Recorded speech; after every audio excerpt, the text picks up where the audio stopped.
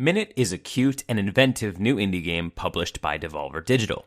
Although it might look pretty basic at first glance, Minit uses a singular mechanic to produce a charming experience. The game starts with little to no explanation.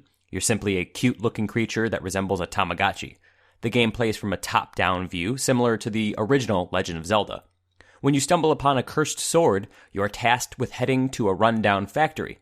The most interesting aspect of Minit revolves around the sword's curse, a curse that causes the sword wielder to die every 60 seconds.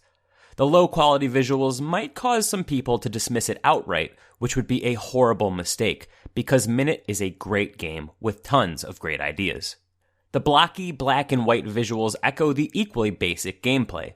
This might sound like a bad thing, but Minit does a great job making some memorable sequences. Your controls are extremely simple. You can move your character around, swing your sword, and press a button to die instantly. That's it.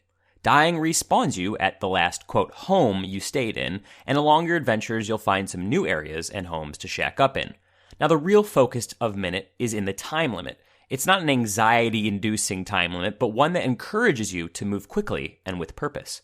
Objectives are often very simple. You'll meet a character while exploring the land, and they usually have a request for you. Whether it's killing 5 crabs or retrieving some wood for a boat, the objectives are usually very straightforward.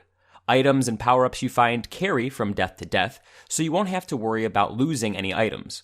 However, there's a certain sense of urgency that I greatly enjoyed, resulting in an experience that feels like a casual speedrun.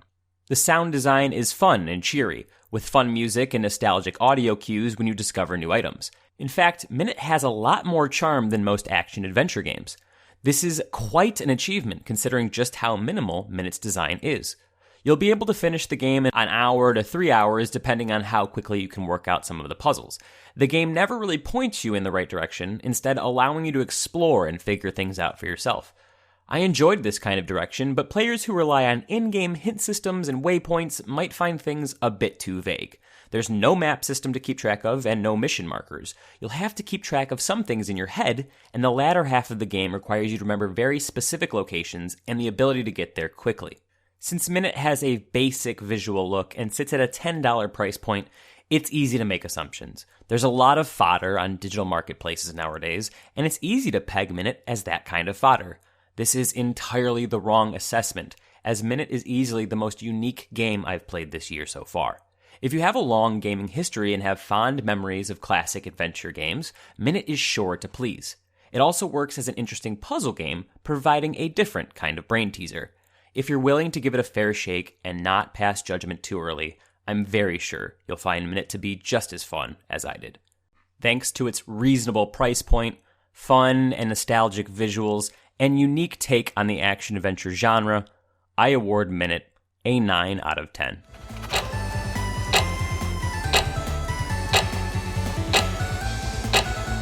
Oh,